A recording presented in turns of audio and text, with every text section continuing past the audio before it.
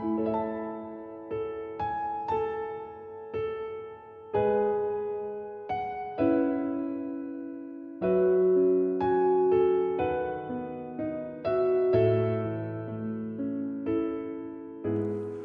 selamat pagi, jemaat yang terkasih.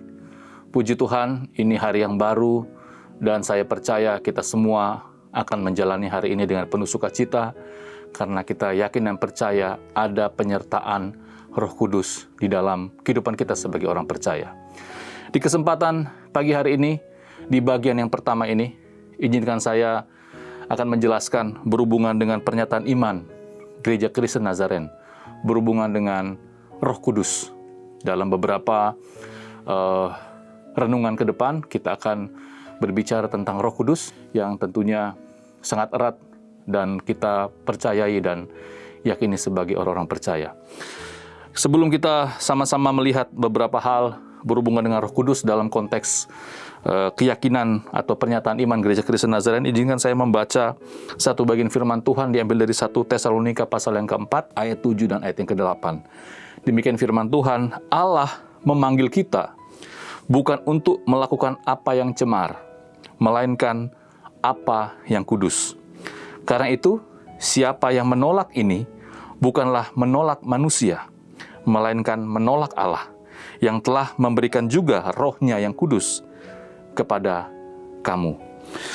Jemaat yang terkasih, berbicara tentang keyakinan iman atau pernyataan iman Gereja Kristen Nazaren, Gereja Kristen Nazaren percaya kepada Roh Kudus yang adalah pribadi ketiga dari Allah Tritunggal, bahwa Ia selalu ada dan secara efisien aktif dalam dan dengan Gereja Kristus.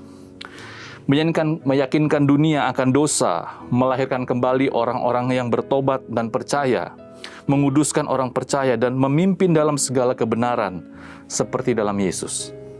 Kalau Yesus Kristus adalah pribadi kedua dari Allah Tritunggal, maka Roh Kudus adalah pribadi ketiga dari Allah Tritunggal yang kita percayai.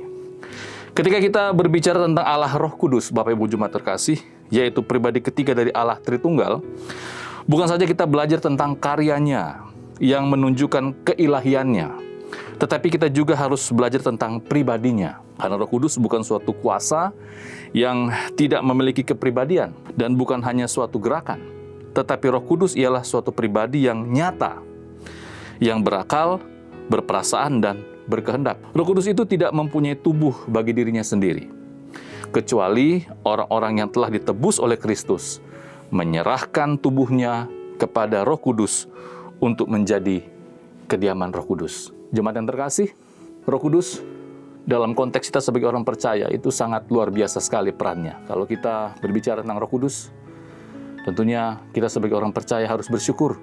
Mungkin apa yang saya sampaikan ini ada beberapa orang tidak setuju. Saya berkata bahwa Roh Kudus itu sama seperti fasilitas.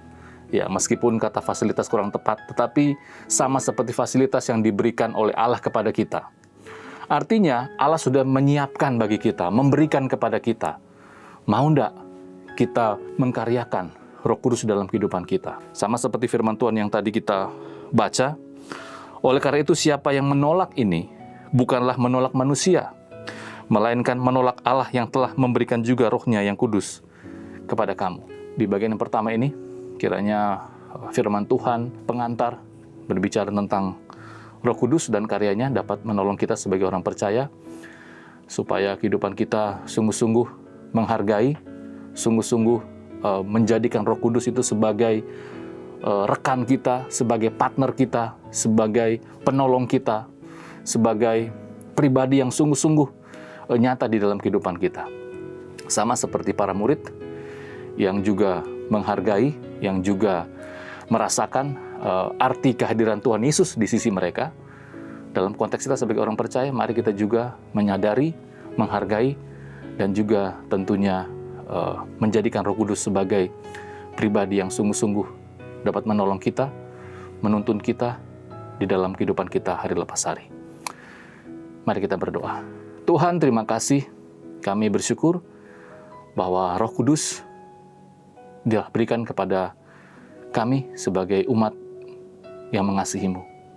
Terima kasih bahwa Roh Kudus menjadi bagian di dalam kehidupan kami sebagai orang percaya.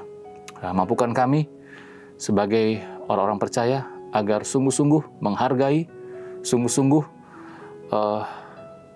menjadikan Roh Kudus itu nyata di dalam kehidupan kami hari lepas hari, tentunya dengan mengkaryakan Roh Kudus dalam kehidupan kami hari lepas hari. Terima kasih Bapak, ini doa kami.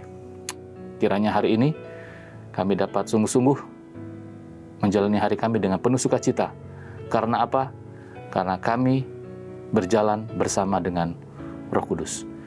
Berkati apa yang kami kerjakan, berkati orang yang kami kasihi, dan biarlah nama Tuhan dipermuliakan. Dalam nama Tuhan Yesus kami sudah berdoa dan bersyukur kepada Bapa di surga.